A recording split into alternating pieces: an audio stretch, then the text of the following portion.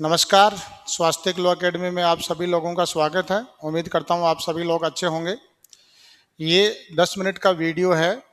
जो भी student APO की तैयारी कर रहे हैं, एपीओ बनना चाहते हैं, वो आवश्यक रूप से सुने इसको। बहुत महत्वपूर्ण जानकारी देने जा रहा हूँ मैं। जैसा कि आपको जानकारी है, एपीओ प्री एग्ज़ाम 19 जनवरी 2025 को होने जा रही है, प्री एग्ज़ाम। और एपीओ की जो मेंस एग्ज़ाम है वो जून 1 2025 को होने जा रही है। बहुत खूब समय है आपके पास। अब सबसे बड़ा क्वेश्चन जो स्टूडेंट के सामने, जो तैयारी करने वाले हैं, उनके सामने ये है कि साहब एपीओ एग्ज़ाम में न्यू सिलेबस, आपके जो न्यू क्रिमिनल लॉ आएंगे या पहले वाले आएंगे। तो देखिए, मैं आपको बता दूं, आरपीएससी ने जो नोटिफिकेशन जारी किया था वो 1 जुलाई 2024 से पहले का है।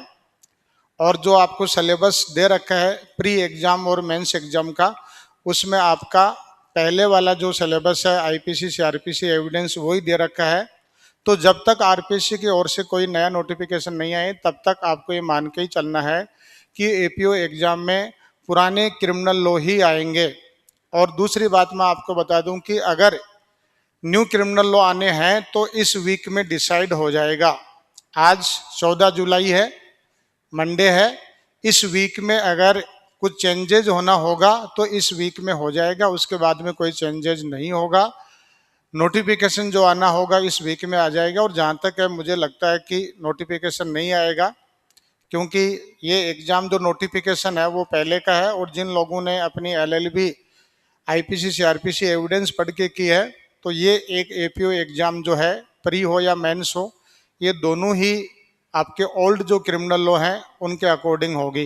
फिर भी अगर कोई चांस है नए क्रिमिनल लॉ ऐड होने के, तो वो इस वीक में 14 जुलाई से, आज मंडे है, मंडे टू सैटरडे, फ्राइडे तक आपका बिल्कुल कंफर्म हो जाएगा कि ओल्ड क्रिमिनल लॉ आएंगे या न्यू क्रिमिनल लॉ आएंगे। अभी आपको आरपीएससी के जो नोटिफिकेशन में जो आपका सिलेबस दे रखा है उसके अकॉर्डिंग ही आपको तैयारी करनी है। ठीक है, ये तो हुई एक महत्वपूर्ण जानकारी। दूसरा, अब देखिए, एपीओ एग्जाम पहले केवल प्री एग्जाम हुआ करती थी, एक ही एग्जाम होती थी। अब आपका एपीओ एग्जाम भी आरजेएस पैटर्न पे होने जा रहा है। इसमें भी प्रिलिमिनरी एग्जाम होगी और मेंस एग्जाम होगी। तो प्री एग्जाम का जो आपका सिलेबस दिया गया है एपीओ एग्जाम के लिए, उसमें अगर आप देखें, मेरे पास आरपीएससी का जो वेबसाइट से डाउनलोड किया गया सिलेबस ही है। इसमें पार्ट फर्स्ट जो है आपका प्री एग्जाम का, उसमें लॉ सब्जेक्ट हैं आईपीसी। तो आईपीसी के पूरा सिलेबस नहीं है आईपीसी का प्री एग्जाम में। Offence against body, offence against property पूरे चैप्टर हैं, जनरल एक्सेप्शन है। तो थोड़ा बहुत अपने को कम पढ़ना पड़ेगा। तो आईपीसी है, क्रिमिनल प्रोसीजर कोड 1973 है, इंडियन एविडेंस एक्ट है, एससी एसटी एक्ट है, आर्म्स एक्ट है। आपके 3 मेजर एक्ट हैं, आईपीसी सीआरपीसी एविडेंस। और जो माइनर एक्ट है उसमें एससी एसटी एक्ट है, आर्म्स एक्ट है, आपका जेजे एक्ट है, राजस्थान एक्साइज एक्ट है, आपका जो है protection of children from sexual offences act, POCSO act है।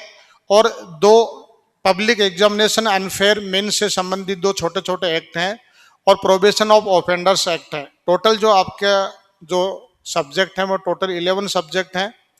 3 आपके मेजर एक्ट हैं, आईपीसी सीआरपीसी एविडेंस, और 8 आपके माइनर एक्ट हैं।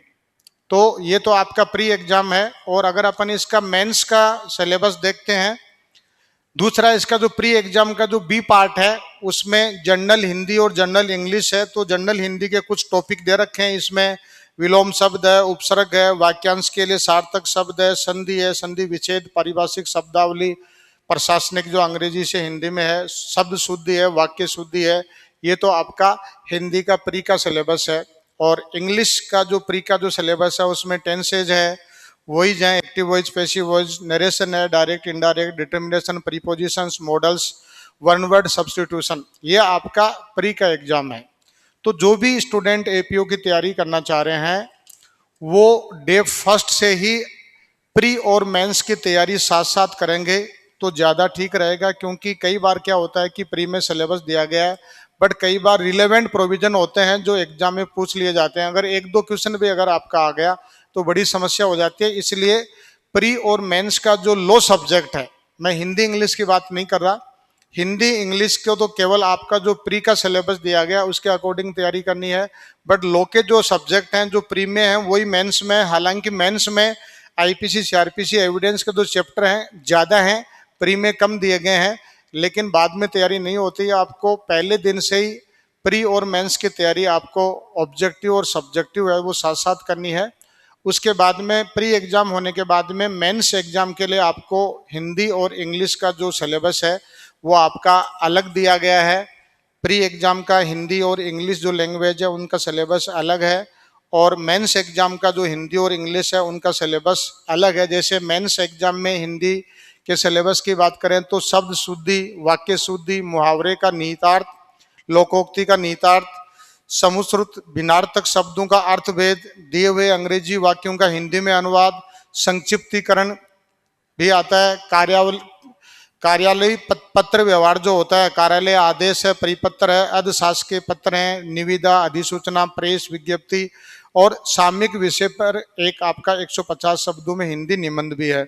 ऐसे ही आपका इंग्लिश में जो है, इंग्लिश में तो लगभग वही है, थोड़ा बहुत चेंज है, टेंसेज है, एक्टिव वॉइस, पैसिव वॉइस है, डायरेक्ट है, इनडायरेक्ट है, डिटर्मिनेशन है, प्रीपोजिशंस है, फ्रेजल वर्ब्स हैं, वर्ड्स ऑफन कंफ्यूज और मिसयूज, जहाँ शब्दों को लेकर के कंफ्यूज रहता है वो शब्द हैं, मॉडल्स हैं, कॉम्प्रिहेंशन है, प्रेसी राइटिंग है, ट्रांसलेशन है, कंपोजिशन है, letter, report writing, notice writing, ये शब्द आपका। तो हिंदी और इंग्लिश का जो सिलेबस है वो प्री एग्जाम होने के बाद में मेंस का अलग सिलेबस है, उसको अलग से आपको तैयार कराएंगे। और लेकिन लो के जो सब्जेक्ट हैं वो प्री और मेंस एग्जाम से, अगर प्री एग्जाम से एक महीने पहले आपको जो प्री के जो टॉपिक दे रखे हैं उन पे विशेष तौर से ध्यान देना है, केवल वही पढ़ना है। लेकिन अभी से आपको जो तैयारी करनी है वो प्री और मेंस के साथ साथ तैयारी करनी है।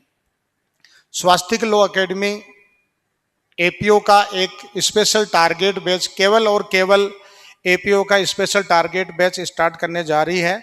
17 जुलाई से शाम को 4 बजे से 8 बजे तक डेली आपकी 4 घंटे की क्लासेज होंगी, जिसमें लॉ के क्लासेज भी होंगी, लैंग्वेज की क्लासेज भी होंगी। और ये आपका जो बैच है 17 जुलाई से दिसंबर लास्ट तक 5.5 महीने लगभग आपका एपीओ का स्पेशल टारगेट बैच रहेगा, जिसमें पहले दिन से ही प्री और मेंस की तैयारी है जो है साथ साथ हम करवाएंगे। इसलिए जो भी स्टूडेंट हैं वो एपीओ में रजिस्ट्रेशन कराना चाह रहे हैं एपीओ की तैयारी करने के लिए, उनको आज से ही तैयारी में जुट जाना चाहिए।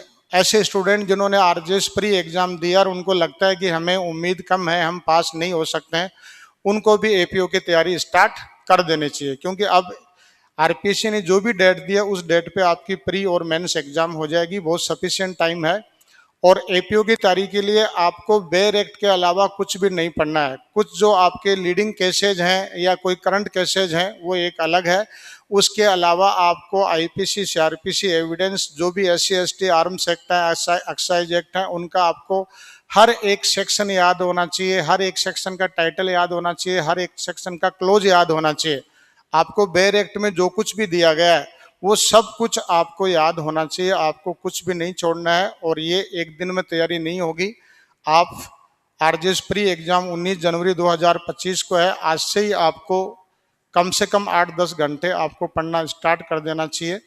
और एपीओ में देखिए, स्वास्तिक लॉ एकेडमी में अब तक जब से 2009 से कोचिंग की स्थापना हुई है, एपीओ के 2 बैच निकले हैं और लगभग 150 स्टूडेंट एपीओ स्वास्तिक लॉ एकेडमी से बने हैं।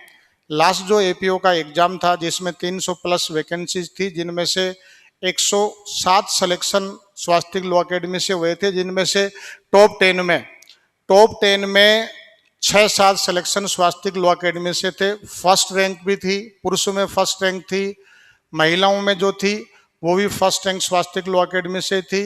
सेकंड रैंक भी आई थी राकेश शर्मा की, जिसको मैंने पहले ही कह दिया था कि ये स्टूडेंट एक दिन निश्चित तौर से एपीओ बनेगा, इतना सीरियस था, और उसने सेकंड रैंक प्राप्त की। एपीओ एग्जाम में उसने सेकंड रैंक प्राप्त की।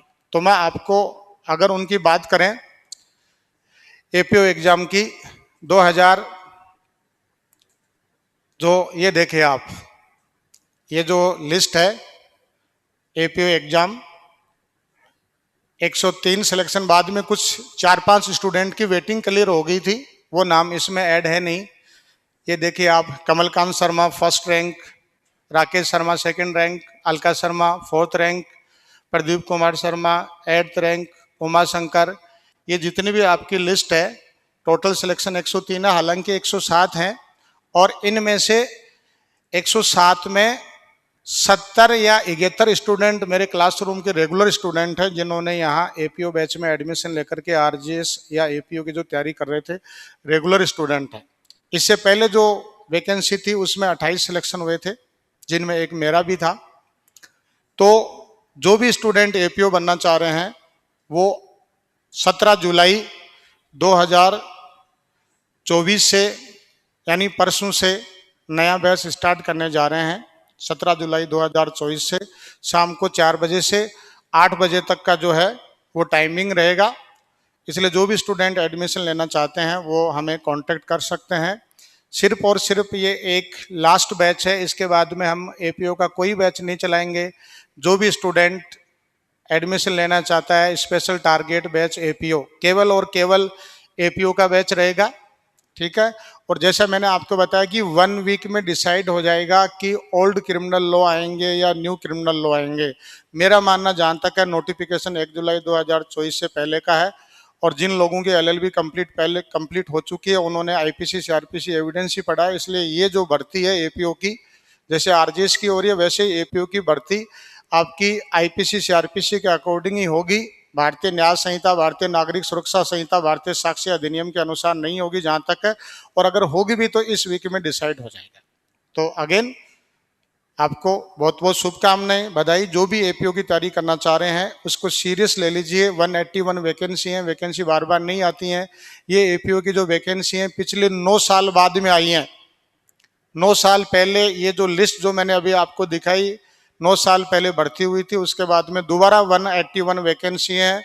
अगर आपकी थोड़ी बहुत आपकी गलती की वजह से वैकेंसी हाथ से निकल गई, फिर आपको 9-10 साल वेट करना पड़ेगा। 9-10 साल बाद में तो सारी जो सरकमस्टांसेज हैं, परिस्थितियां हैं, वो सब चेंज हो जाती हैं। इसलिए जो भी स्टूडेंट तैयारी करने के इच्छुक हैं वो कोचिंग में एडमिशन लें, नहीं लें, लेकिन उनको तैयारी जो है वो आज से स्टार्ट कर देनी चाहिए। तो मेरे हिसाब से आप किसी प्रकार का कोई डाउट नहीं रहना चाहिए, क्योंकि बहुत सारे स्टूडेंट है डेली कॉल करते हैं कि साहब नया लॉ आएगा, पुराना लॉ आएगा।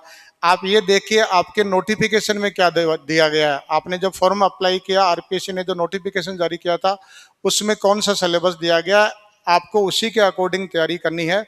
और जहां तक अगर आरपीएससी को चेंज करना होता तो अब तक कर चुके होते। फिर भी मैं आपको जानकारी जैसे मुझे मिली है कि एक इस वीक में जो भी डिसाइड होगा वो हो जाएगा कि नया लॉ आएगा या पुराना लॉ आएगा। लेकिन आपको अभी से तैयारी करनी है। 7 डेज फ्री क्लासेज रहेंगी। 17 जुलाई से 7 दिन तक ऑनलाइन ऑफलाइन बैच रहेगा। लाइव क्लास होंगी शाम को 4 बजे से 8 बजे तक। 7 डेज बिल्कुल फ्री क्लासेज हैं। तो जो भी स्टूडेंट हमसे जुड़ना चाहें, हमारे फ़ोन नंबर डिस्क्रिप्शन बॉक्स में दिए गए हैं, हमें संपर्क कर सकते हैं और अपना रजिस्ट्रेशन करा सकते हैं। Thank you.